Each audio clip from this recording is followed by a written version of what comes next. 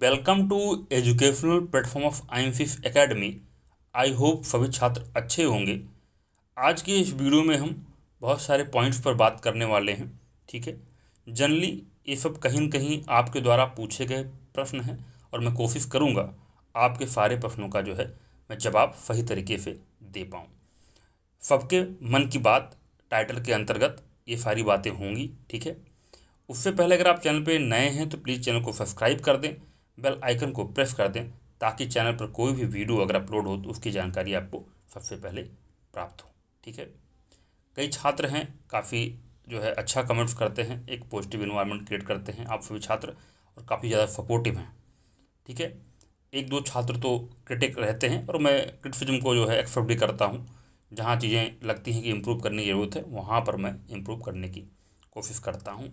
But कई छात्रों को मैं ये भी कहना चाहूँगा कि अगर आम का पेड़ है तो उसे कोशिश ना की जाए कि उसे बेर का पेड़ समझा जाए।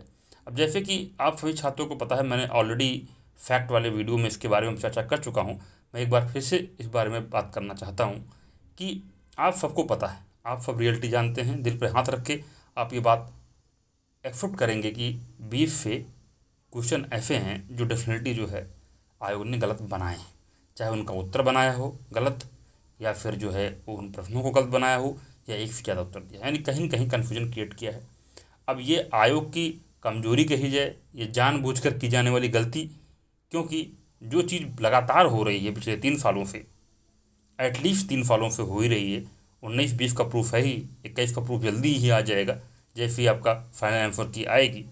ठीक है, 18 का हालात हम देख ही चुके हैं। तो लगातार प्रश्नों का जो है गलत बनाने का सिलसिला जारी है, पर इस बात को न सही तरीके से उठाया जा रहा है और न बात जो है ऊपर तक पहुंचाई जा रही है, यानी मुख्यमंत्री जी तक नहीं पहुंचाई जा रही है।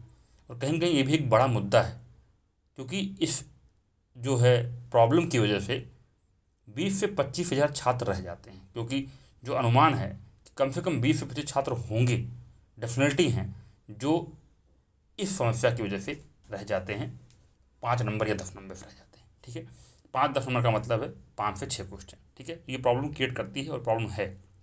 कहीं न कहीं जो है इस मुद्दे को जो है डेफिनेटली हमें आगे बढ़ाना चाहिए, उठाना चाहिए। ठीक है, कई छात्र हैं आप एक्सेप्ट करने को तैयार ही नहीं हैं, वो बात कर रहे हैं कि 2 क्वेश्चन डिलीट होगा, 2 का ऑप्शन चेंज होगा, जबकि सबको साफ साफ लग रहा है कि 10 क्वेश्चन तो ऐसे हैं जो एकदम बिल्कुल महागलत की श्रेणी में आ रहे हैं। महागलत की श्रेणी में, जो अक्षम्य वाली श्रेणी होती है उस कैटेगरी में है 10 क्वेश्चन। चलो मान लो एक दो में आप माफ़ भी कर दोगे, आपको चलो जाने दो, पर लेकिन 10 क्वेश्चन तो अक्षम श्रेणी में आ रहे हैं। फी फैट में वही हालत, 6 क्वेश्चन बिल्कुल ही रद्दी, कोई भी उसका उत्तर बता देगा। तो ये फी फैट का हालत है। ठीक है, फी फैट से याद आया, मैं आपको ऑथेंटिक प्रूफ के साथ डेफिनेटली मैं जल्दी मैं आपको वीडियो प्रोवाइड करूँगा। हाँ, कुछ क्वेरीज थी स्पेशल पोस्ट जो होती हैं उनके कट ऑफ को लेकर। एक दो छात्र लगातार मुझे रेगुलरली मैसेज कर रहे हैं, लगातार मैसेज कर रहे हैं, सर इस पोस्ट के लिए क्या जाएगी। अगर मैं आपको कुछ ऐसे ही हवाबाजी में बता दूंगा कट ऑफ, तो वो भी एक सही जो है सही जो है कहूँगा एक निर्णय नहीं होगा कि कट ऑफ को ऐसे बता देना।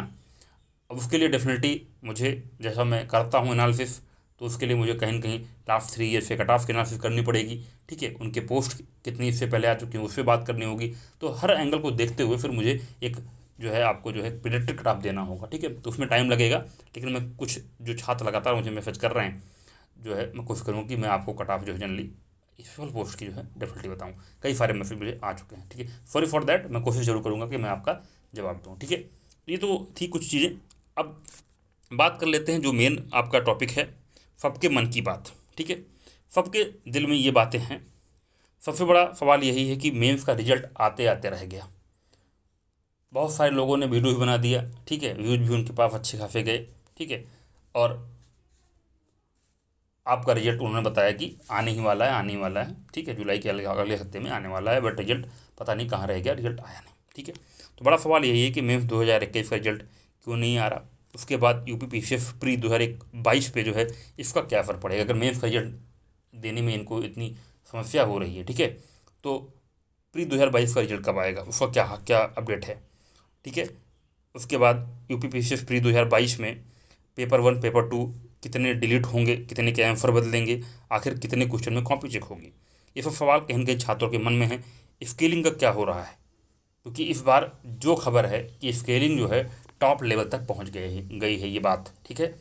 कहीं न कहीं ये जो बात है वो टॉप लेवल तक पहुंच गई है कि कहीं न कहीं छात्रों के हक के साथ जो है अन्याय हो रहा है, ठीक है। तो स्केलिंग जो है, आखिर स्केलिंग थोड़ा सा अपना इम्पैक्ट डाला है, तो क्या उसकी स्थिति है उसके बारे में बात होगी। आयोग आखिरकार इतने प्रश्न गलत क्यों बनाता है, क्या आयोग ऐसा क्यों करता है, जानबूझ के करता है कि क्या कुछ धांधली का मैटर है, क्या समस्याएं हैं, ठीक है। अगला है यूपी पीसीएफ प्री निकालना इतना कठिन क्यों है, बहुत बड़ा मुद्दा है, इसको आप हल्के में नहीं ले सकते। अगर मैं बात करूं तो 4,000 से लेके 7,000, डिपेंड करता है पोस्टें कितनी है, पर 4,000 से 7,000 लोग जो है मेंस लिखते हैं। अगर मैं सीधी बात करूं तो जो घोर कंपटीशन है, अताह कंपटीशन जिसे कहेंगे, टफेस्ट कंपटीशन जो है वो 50,000 छात्रों के बीच में है यूपी पीसीएस के अंदर। भले फार्म जो है 5 से 6 लाख फॉर्म भर रहे हैं, ठीक है, बट जो टफ कंपटीशन है वो 50,000 लोगों के बीच में है। मिनिमम 50,000 ऐसे लोग हैं जो रेगुलर की तैयारी कर रहे हैं। अगर मैं इसकी बात करूँ तो इसमें तो कई सारे ऐसे भी छात्र होंगे जो है जो डेफिनेटली लगे हुए हैं, ठीक है। एक मुद्दा आपका है कि जो है क्यों 1,000 छात्र जो है 5-6 नंबर की वजह से हर साल प्री नहीं निकाल पाते हैं, ये भी एक बड़ा रीजन है। 5-6 नंबर से इतना क्लोज आके लगभग 10,000 छात्र हैं, ये मान चलिए इनकी संख्या है। सबसे बड़ा बड़ा मुद्दा क्या है, प्री निकालना या मेंस एंड इंटरव्यू क्रैक करना, ठीक है। RO 2022 का नोटिफिकेशन कब तक आएगा, कितनी पोस्टें हैं, ये सब बातें हैं। BEO यानी basic education sorry block education officer 2022 का नोटिफिकेशन कब तक आएगा, खंड शिक्षा अधिकारी का नोटिफिकेशन कब तक आएगा, कितनी पोस्टें आएंगी, ठीक है। तो ये सब चीज़ें हैं, इन पर बात करेंगे, ठीक है। तो पहले शुरुआत करते हैं मेंस 2021 का रिजल्ट क्यों नहीं आ रहा, ठीक है। अब उसमें जो कारण पता चल रहे हैं कि कहीं कुछ फाइल अटक गई है, ठीक है, टॉप एडमिनिस्ट्रेशन ने कुछ रिजल्ट को रोक दिया है, कुछ प्रॉब्लम आ गई थी, फिर से जो है थोड़ा सा चेकिंग का कार्य किया जा रहा है, जो ये बातें निकल के आ रही हैं जनरली, ठीक है, कि यहाँ पे गया था तो ये चीज़ें हो गई, ठीक। सॉरी फॉर दैट, थोड़ा सा गला ख़राब है, तो जनरली जो है ये सारी बातें जो है जनरली निकल के आ रही हैं, ठीक है। अब क्या करें, सबने बता दिया आने वाला पर आया तो है नहीं। अब देख लेते हैं, आई होप जो इसका जो अपडेट है कि डेफिनेटली जो है इस वाले वीक में जो है मंडे कल आपका स्टार्ट हो रहा है, तो डेफिनेटली इस वीक में जाना चाहिए, जहाँ तक पूरी उम्मीद है कि इस वीक में रिजल्ट आ जाएगा। कुछ प्रॉब्लम्स थी वो जनरली शायद सॉर्ट आउट कर ली गई है, ठीक है, तो इस हफ्ते आपका रिजल्ट डेफिनेटली मिल जाएगा। बात करते हैं प्री का, तो देखिए सीधी सी बात है, प्री का रिजल्ट जो प्रिडिक्ट किया जा रहा था वो 22 से 23 जुलाई के बीच में प्रिडिक्ट किया जा रहा था, बट डेफिनेटली जो चीज़ें हैं काफ़ी वर्कलोड है अभी, जो है GIC के कुछ नोटिफिकेशन अपडेट्स हुए हैं, ठीक है, इंटर कॉलेज के, उधर कंप्यूटर ऑपरेटर का जो है डॉक्यूमेंट जो है वेरिफिकेशन का कार्य चल रहा है, ठीक है, तो कई सारी चीज़ें हैं, आयोग काफ़ी ज़्यादा व्यस्त है, तो डेफिनेटली डिले तो होगा ही, डिले तो होना ही होना है प्री के रिजल्ट में। यानी ये मांग चलिए हो सकता है कि जुलाई एंड हो जाए, अगस्त फर्स्ट वीक में भी आपका रिजल्ट जा सकता है। अगस्त फर्स्ट वीक में रिजल्ट जाने का मतलब इम्पैक्ट क्या है इसका, ठीक, कहीं ना कहीं ये चीज़ मेंस 2021 के रिजल्ट से भी प्रदर्शित हो रही है कि डिले तो आपको होना ही है। अब अगस्त फर्स्ट वीक में जो कई कारण हैं, तो अगस्त फर्स्ट वीक में आपका जो है ये जाएगा।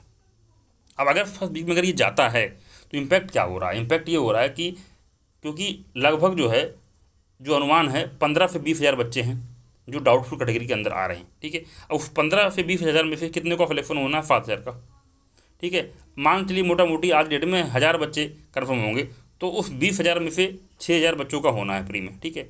तो 20 में से 6 सेलेक्ट करना है, 1/3 आप मोटा मोटी मान लीजिए, तो इतने लोग हैं जो इंतजार कर रहे हैं, तो काफ़ी ज़्यादा इम्पैक्ट पड़ने वाला है।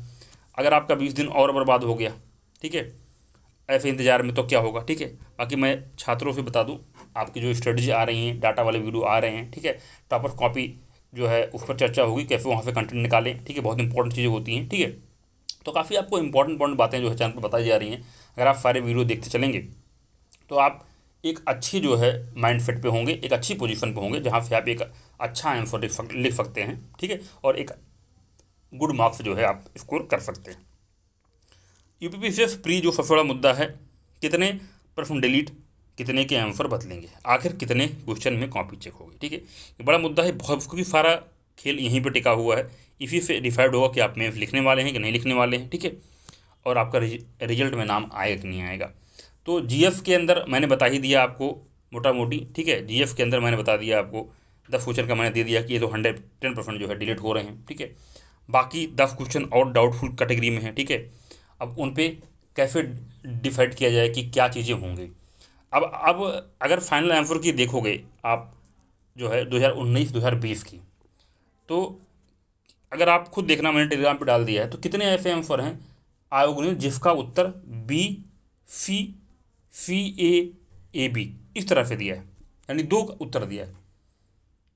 आप देखोगे तो ढूंढना मुश्किल हो जाएगा कि ऐसे उत्तर आयोग दे रहा है क्या 2019 2020 वाले फाइनल आंसर की में उसने दिया है ऐसा। ढूंढिएगा, कई छात्र कहते हैं नहीं नहीं दो ऑप्शन देगा। ठीक है, आप देखिए एक बार 2019 2020 में कितने प्रश्नों का उत्तर, आप कमेंट भी कर सकते हैं, कितने प्रश्नों का उत्तर आयोग ने दो दिया है, और इस बार दो की कैटेगरी में कितने क्वेश्चन आ रहे हैं आप देखेंगे तो इस बार दो की कैटेगरी में कहीं कहीं मोटा मोटी आपको 3 से 4 प्रश्न मिल जाएंगे।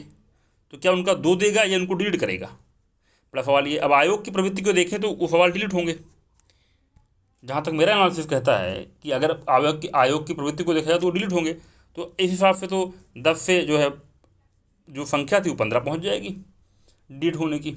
बाकी आंसर चेंज होने वाले कितने हैं, ठीक है, आंसर चेंज होने वाले कितने हैं आपके 3 से 4 हैं, तो 18 19 क्वेश्चन हो गए मोटा मोटी। ठीक है, वहाँ पे होगा। फीफेड में वही हाल है, फीफेड में तो दो तो डिलीट कन्फर्म ही हो गया है, उसमें कोई डाउट है नहीं।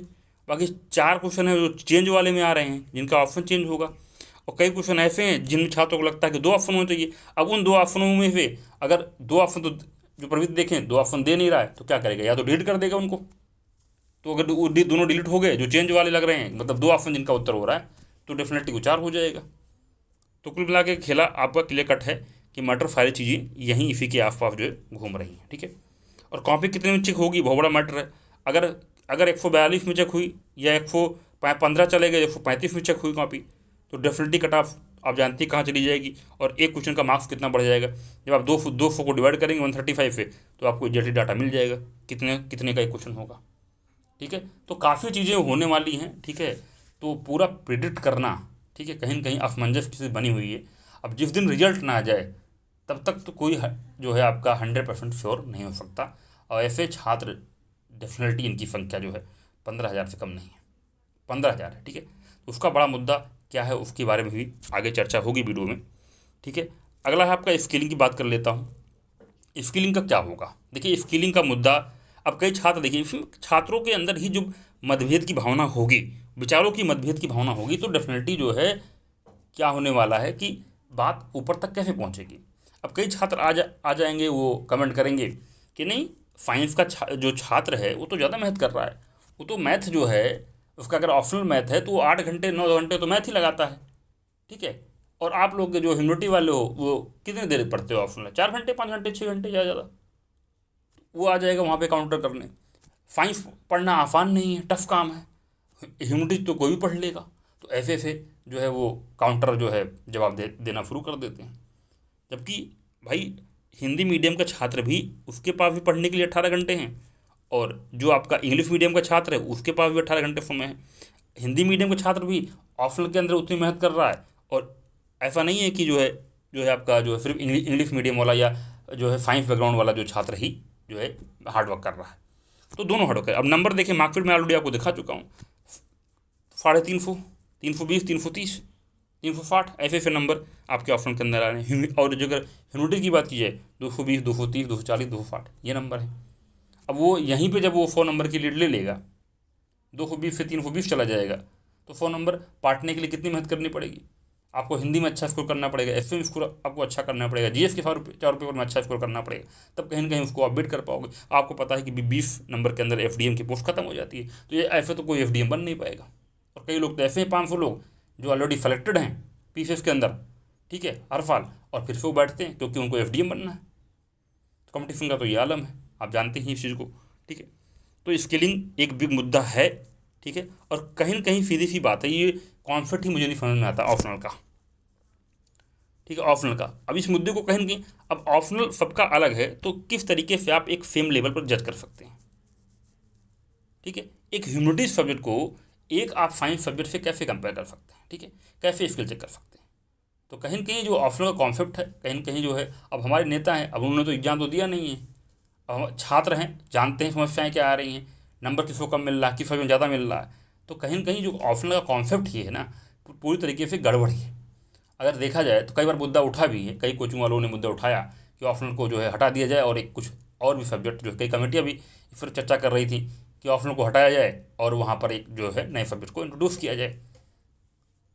चाहे आप 2 सब्जेक्ट और बढ़ा लीजिए कोई जिसको आपको ऐड करना है। कई कई पीसीएफ हैं जहाँ पे ऑप्शनल है ही नहीं।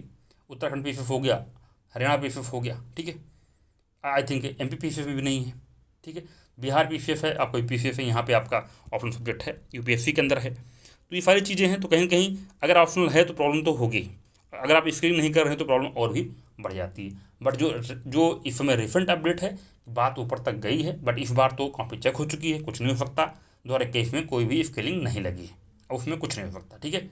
अब रही बात जो अगला मेंस हम लोग देने वाले हैं, ठीक है, आप लोग देने वाले हैं 2022 वाला, ठीक है। अब उसमें देखते हैं क्या होता है, बात तो उठ रही है, देखते हैं कहाँ तक जाती है, ठीक है। तो ये तो स्किलिंग की बात होगी।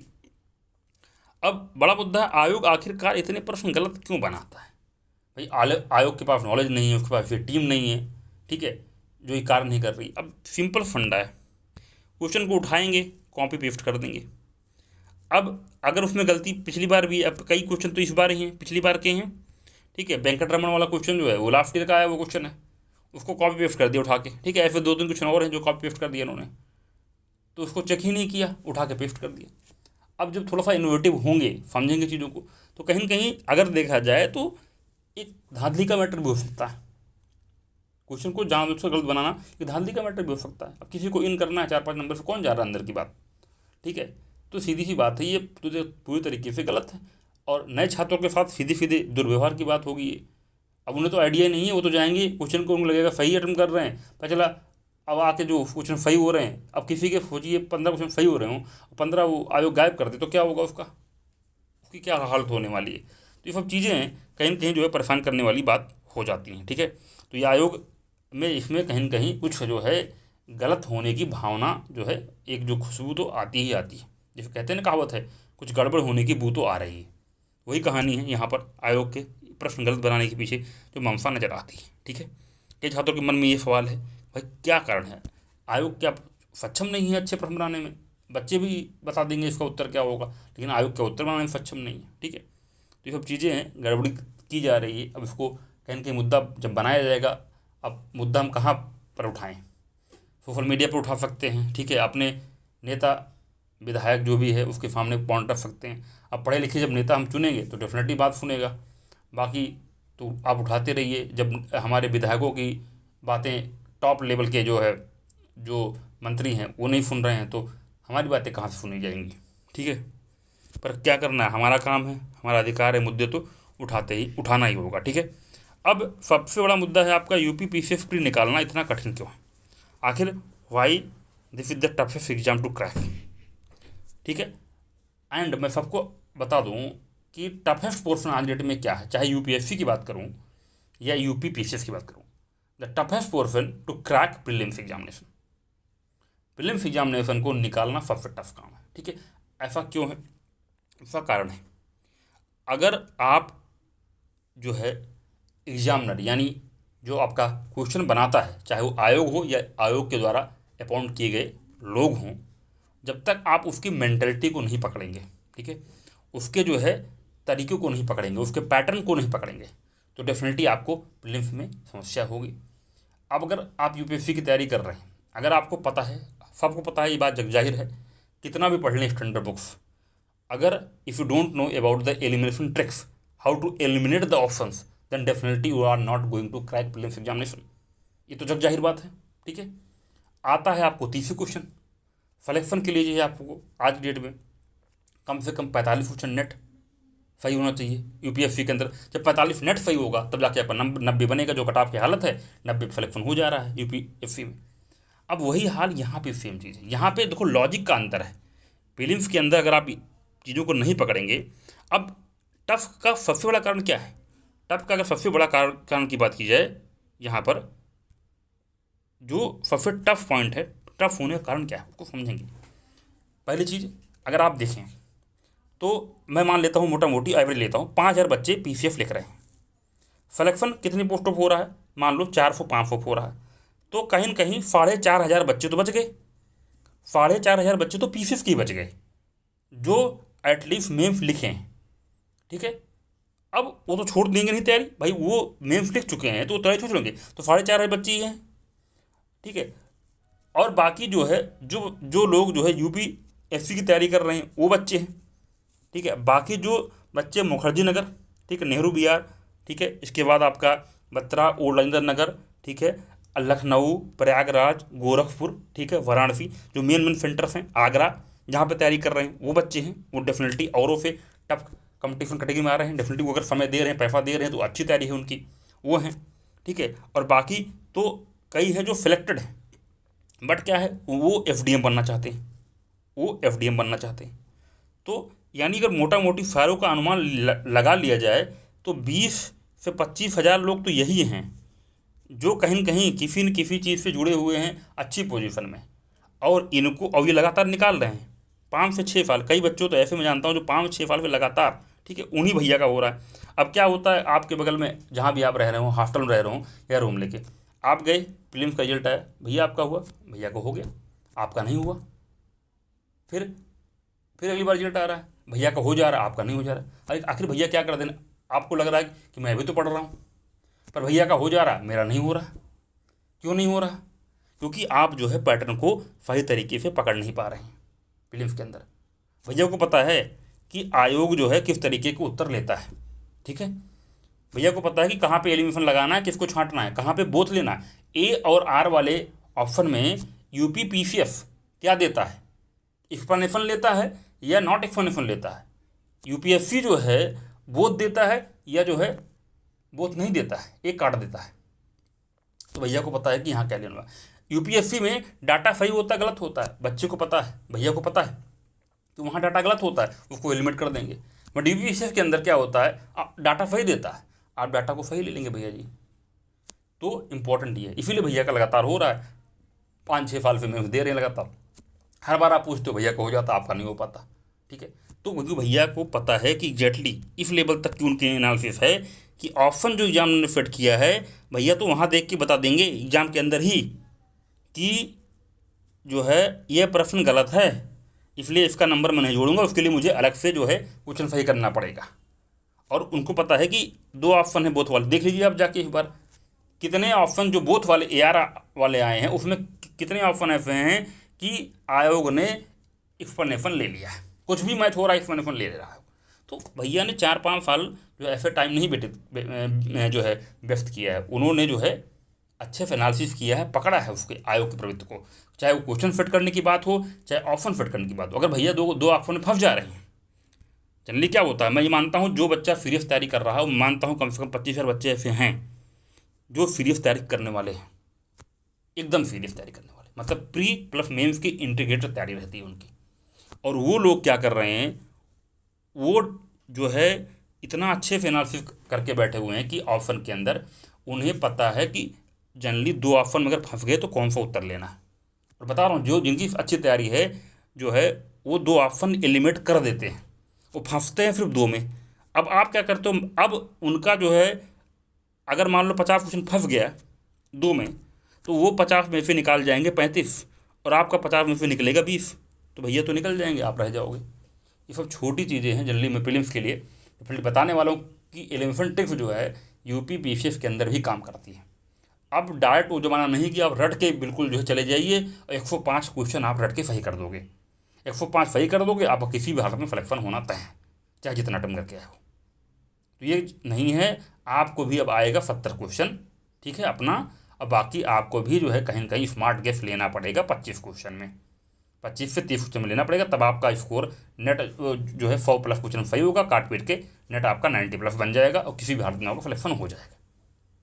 ये तो कॉन्सेप्ट, ठीक है। तो इसके बारे में बात करूंगा अलग से सेपरेट वीडियो में। बाकी मोटे मोटी मैंने आपको जो अंदर की बात है वो बता दी कि क्यों भैया का हो जा रहा है और आप लोगों का नहीं हो पा रहा है, इसीलिए समस्या यही है। तो इसीलिए जो आसपास के हैं, कई छात्र हैं, मित्र हैं, दोस्त हैं, कोशिश करिए, जानने की कोशिश करिए क्या ट्रिक्स है, ठीक है, किस तरह से बना रहा है, खुद से समझने का प्रयास करें, आयोग की प्रवृत्ति को समझें। इसलिए मैं सारी बातें आपको खुल के बताता हूँ।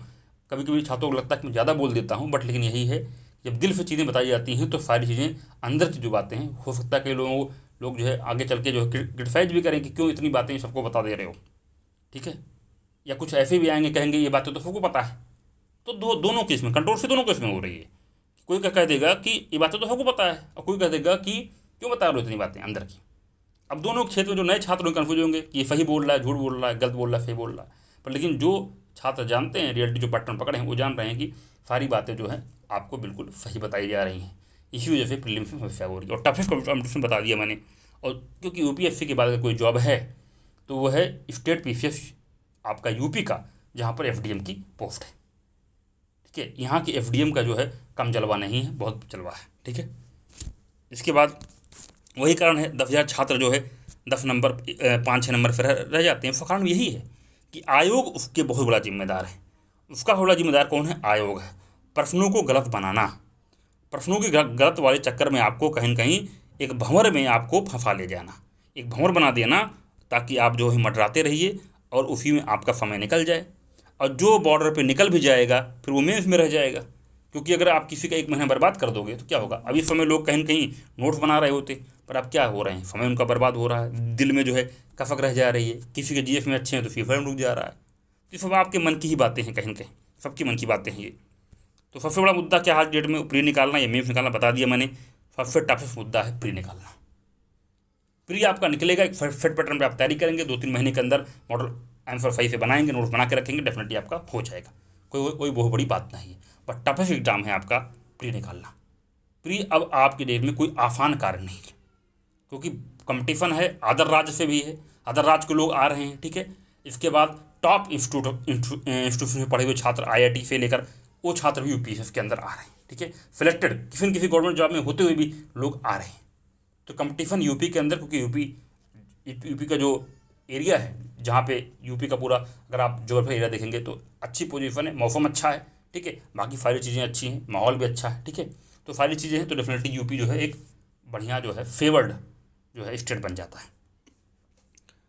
अब अगर आगे बात करता हूँ आर ओ नोटिफिकेशन की। ठीक है, तो इसकी चर्चा तो है, लगभग मैंने बताया भी था आपको, लगभग 260 के आसपास जो बातें हैं, 260 के आसपास जो इसकी पोस्ट आ सकती है।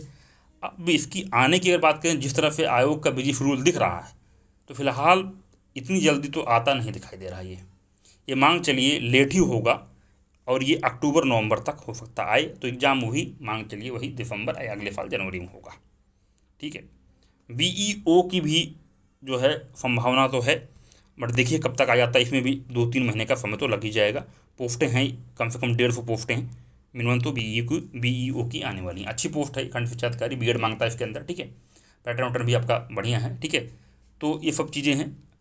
तो ये सब सारी थी आपके मन की बातें थी, आपके ही सवाल थे। ठीक है, अगर ये सेशन आपको अच्छा लगा होगा तो डेफिनेटली जो है हफ्ते में एटलीस्ट एक बार जो है सबके मन की बात होगी। और क्योंकि इससे क्या होगा, एक जो है बातें खुल के आएंगी, ओपन होके आएंगी। आप भी जो मैसेज के माध्यम से अपनी बातें रखेंगे, आसपास क्या चीज़ें हो रही हैं आप भी रखेंगे, और उन्हीं सबकी बातें मैं कहीं न कहीं सबके सामने रखूँगा। ठीक है, कुछ अगर मुझे लगता है कुछ मेरे ओपिनियन अच्छे हो सकते हैं आपके लिए तो मैं वो भी रखूँगा। ठीक है, जो मेरा एक्सपीरियंस है वो उस आधार पर। और ये सारी चीज़ें हैं सबके मन की बात। कई सारे मुद्दे हैं, एक मुद्दा मैं उस पर भी बात करने वाला हूँ। जल्दी आपको लगेगा छोटा मुद्दा है, पर मुझे लगता है ये बड़ा मुद्दा है कि क्या एक साथ अगर 2 दोस्त जो है फॉर्म फिलअप कर रहे हैं यूपीएससी का, तो क्या उनका सेंटर जो है एक होगा? और एक प्रश्न है कि अगर सेंटर एक होगा तो क्या वो एक रूम में बैठेंगे और आगे पीछे बैठेंगे? इस तरह भी हो सकता है। और इस तरह कितने छात्र हैं, क्योंकि इसका भी इम्पैक्ट जो है कहीं कटाव पड़ता है। अगर ऐसे 500 छात्र निकल गए तो डेफिनेटली क्या होगा, आपके रिजल्ट पेपर बनेगा। क्योंकि अगर सोचिए आप अगर आज ये सोच रहे हैं, अगर आप 5 नंबर क्वेश्चन से सब कुछ रह जा रहे हैं, अगर आप ये सोचेंगे कोई आपका मित्र होता और आपके पीछे होता तो आप उससे 4-5 प्रश्न पूछ लेते, तो क्या होता, उसको भी फ़ायदा होता, आपके भी होता, निकल जाता। पर ऐसा लोग कर रहे हैं सेंटर में। जो मेरा एक्सपीरियंस रहा है, जो लोगों से बात कर रहा है, कई सारे छात्र हैं जो इस चीज़ कर रहे हैं और उनका निकल जा रहा है। कई सारे एग्जाम का एक्सपीरियंस देखते हुए जो मैं बता रहा हूँ आपको। ठीक है, कि वो निकल जा रहे हैं। या इवन आप सेंटर पे गए, आपके पीछे बैठा, आप अगर बात करने में अच्छे हैं, ठीक है, तो आपने अगर अपने बगल वाले से जो है बात करके एक दूसरे को जो है कंफर्टेबल पोजीशन में डाल दिया, तो डेफिनेटली 4-5 क्वेश्चन आपने साझा कर लिए। और जो साझा कर लिए तो जो कन्फ्यूजन वाले सवाल थे, कभी कभी क्या होता है कि ज़्यादा टफ क्वेश्चन नहीं होते, हल्की कन्फ्यूजन होती है। ठीक है, ये मान चलिए 1 या 2% की कन्फ्यूजन होती है, तो आप जनरली क्या कर लेंगे, शेयर कर लेंगे। ये भी एक मुद्दा है। ठीक है, तो अब बाकी बता ही दिया मैंने आपको। एक मुद्दा ये भी है भाई, आयोग इतने गलत प्रश्न क्यों बना रहा है, कौन जिम्मेदारी इसकी लेगा? कोई तैयार नहीं है बात तो ऊपर तक जानी चाहिए। ये सारी बातें इसी बात होगी, ठीक है। आगे चलकर साथ ही स्ट्रेटजी वीडियो आपका GF1 GF2 GS3 का जल्दी आने वाला है, ठीक है। ज़्यादा टाइम नहीं बचा है, मैंने प्लानिंग कर ली है, सारे कंटेंट अप्रॉक्स जो है रेडी हो गए हैं। तो मैं कोशिश करता हूँ कि जब मैं स्ट्रेटजी आपको बताऊँ तो एटलीस्ट फोर्सेस आपको बताऊँ, ठीक है, और क्वेश्चन भी आपको दिखाऊँ कि कहाँ से आ रहे हैं, और सिलेबस के साथ भी इसको अटैच करूँ कि जो है यहाँ से देखिए इमेज हो रही है, उसके फोर्सेस क्या हो सकते हैं, ठीक है। सारी बातें पर जो है बात करूँ तो उसमें समय थोड़ा लगता है, ठीक है। सारी स्ट्रेटजी आ रही है, ठीक है, और डाटा वाली सीरीज तो काफ़ी अच्छी चल रही है, ठीक है। कई सारे छात्र उसको देख रहे हैं, 500+ 600+ जो है उसको व्यूज हैं, ठीक है। और डाटा सीरीज जो है उसके अंदर मैंने आपके जो है प्यार को देखते हुए मैंने उसके अंदर इंडिया @75, क्योंकि उतनी मोटी मैगजीन पढ़ना आसान काम नहीं है, ठीक है। और अगर आप कोट करेंगे तो डेफिनेटली जो है एग्जामिनर जो है आपसे इम्प्रेस होगा। तो इंडिया @75 और सेकंड ईयर की रिपोर्ट, ठीक है, और लेटेस्ट में जो रिपोर्ट आई हैं उनकी भी डाटा मैं आपको दूंगा। तो डाटा सीरीज जो है काफ़ी सही जा रही है, आप लोगों का प्यार मिल रहा है, उसके लिए बहुत बहुत धन्यवाद। अपना प्यार और सपोर्ट बनाए रखिए, और वीडियो को लाइक शेयर खूब करिए, ठीक है। लोगों को जोड़िए, डेफिनेटली मोटिवेशन हाई होगा। बहुत सारी इंपॉर्टेंट बातें जो जनरली बारीक बातें होंगी, जो जनरली आपको कहीं जानने को नहीं मिलेगी, सारी बातें मैं दिल खोल कर जो आपके सामने रखूँगा, जिससे जो है एक कंपटीशन में आप भी आ सकें, ठीक है, जिनको नहीं पता है एक्चुअली। क्योंकि ये सब चीज़ें कहीं ना कहीं आपको एक्सपीरियंस के साथ मिलती हैं। अगर आप जो गलतियाँ जो है लोग करते हैं, अगर उनसे आप सीखेंगे, जल्दी आप करेंगे, जल्दी क्रैप करेंगे, तो सिलेक्शन होने के चांसेस उतना जल्दी होंगे, ठीक है। मॉडल आंसर, क्योंकि देखिए कहीं कि मैं इसी बात करने वाला हूँ कि जो टॉपर्स बन जाते हैं क्या वो सच बोलते हैं? जो टॉपर्स बन जाते हैं क्या वो सच बोलते हैं? क्या उनके द्वारा कही गई बातें सही होती हैं? इस एक मुद्दा ये भी है, उस पर भी मुझे चर्चा करनी है आप लोगों से, ठीक है। ये वीडियो से भी काफ़ी लंबा हो जा रहा है, ठीक है। तो आप लोग कितना लंबा वीडियो ये आपका बन गया है, बट कई सारे टॉपिक्स को आई थिंक हमने टच कर लिया है इसमें। कई सारे मुद्दों को मैंने एक साथ आपके टच किया है, ठीक है। तो उसी बात होगी, टॉपर सही बोलता है झूठ बोलता है, ठीक है, ये सारी चीज़ें हैं। और सिलेक्शन होने के बाद कि आप बढ़ा चढ़कर बातें बोलते हैं, टॉपर आंसर कॉपी से कहीं न कहीं जो मेन कंटेंट है कैसे निकालें, मतलब चुराने की बात है डेफिनेटली। और जो है उसको भी सीखना आपको आना चाहिए, चुराना भी आपको आना चाहिए कंटेंट। अगर नहीं चुराएंगे तो डेफिनेटली जो है अच्छा स्कोर होना मुश्किल है, सिलेक्शन तो अच्छी पोस्ट पर तो बहुत ही नामुमकिन जैसा हो जाएगा, ठीक है। तो चलिए मिलते हैं अगले वीडियो में, काफ़ी ज़्यादा बातें हो गई, ठीक है। अपना रिव्यू जरूर दीजिएगा, कमेंट जरूर करिएगा, ठीक है। वीडियो देखने के लिए बहुत बहुत धन्यवाद।